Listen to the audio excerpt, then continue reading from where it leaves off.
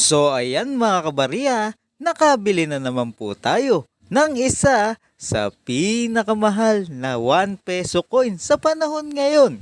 At ito po yung 1 peso coin na hard to find at rare coin na kasama sa ating mga binibiling barya.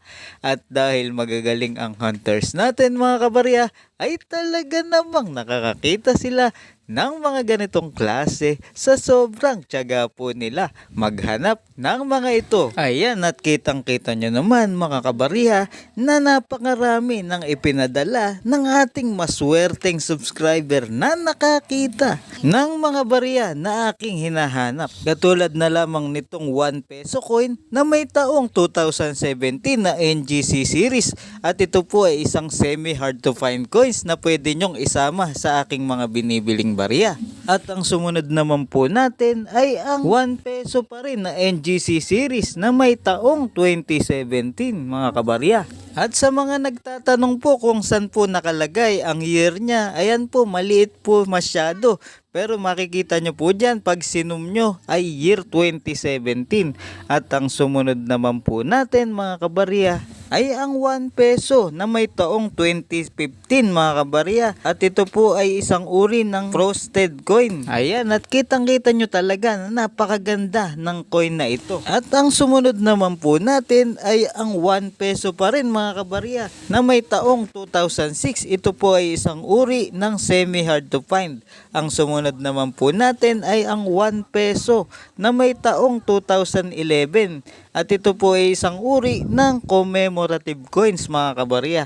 At ang last natin mga kabarya ay ang 2018 na NGC series. Kaya makikita nyo po na upper mint mark po yan mga kabarya. At nakataas po ang mint mark niya. At ito rin po ay isang uri ng semi hard to find coins. At ito na nga po yung ating pinakahihintay na coins.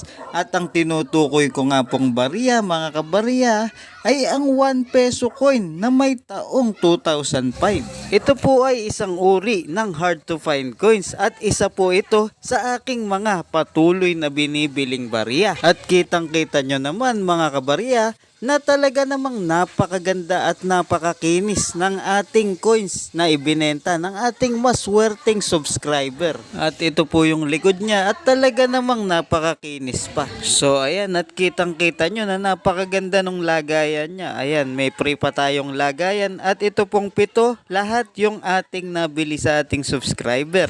So ito po yung coins na binili natin, 1 peso na year 2005, at isinama niya lamang po yung ating mga semi hard to find coins, dalawang 2017, at yung iba po ay hindi ko po binibili, bali free lamang po itong 4 mga kabarya. Kaya maraming salamat po sa nagbenta ng 1 peso coin na may taong 2005. So kung meron po kayo nito 1 peso 2005 ay mag-message lamang po kayo sa ating Facebook page na RDC Coins and Collectibles, at pag nakita ko po yan at tumpak sa aking hinahanap ang inyong mga barya ay pwede nyo na po ibenta yan sa akin, at di po ako magdadalawang isip na bilhin sa inyo yan, at pwede nyo na rin pong isama dyan yung ating mga iilang semi hard to find. At hindi lang yan mga kabarya, dahil marami pa po tayong iba't ibang klase ng barya na ating patuloy na binibili. Katulad na lamang ng 10 peso coin na may taong 2009. Patuloy po akong bumibili ng ganitong uri ng barya.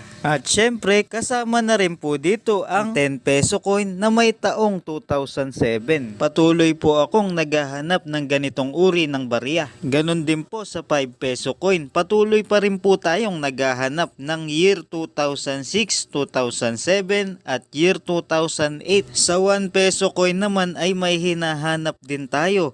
Ito po yung year 2005 na 1 peso coin. At ganun din po sa 25 centimo coin. Patuloy po tayong naghahanap ng year 2006 na 25 centimo coin. At syempre hindi mawawala dyan yung ating bagong NGC 25 centimo na year 2017 mga kabarya. At bumibili pa rin po ako ng iba't ibang klaseng error coins mga kabarya. At sa error coins naman natin mga kabarya, kahit anong taon po yan, basta po makakakita kayo ng mga ganitong uri ng error coins. Ang tawag po dito ay off-center error coins. Ganon din po ang double print error mga kabarya. So inuulit ko po mga kabarya, na kung sakasakaling makakakita po kayo ng ganitong uri ng barya, katulad na lamang ng aking mga ipinakita, ay huwag po kayong magdadalawang isip na mag-send sa atin ng picture sa ating Facebook page na RDC Coins and Collectibles mga kabarya. At pag nakita ko po yun, mga barya nyo na tugma sa aking hinahanap, ay hindi po ako magdadalawang isip na bilhin sa inyo yan mga kabarya. Maraming salamat po.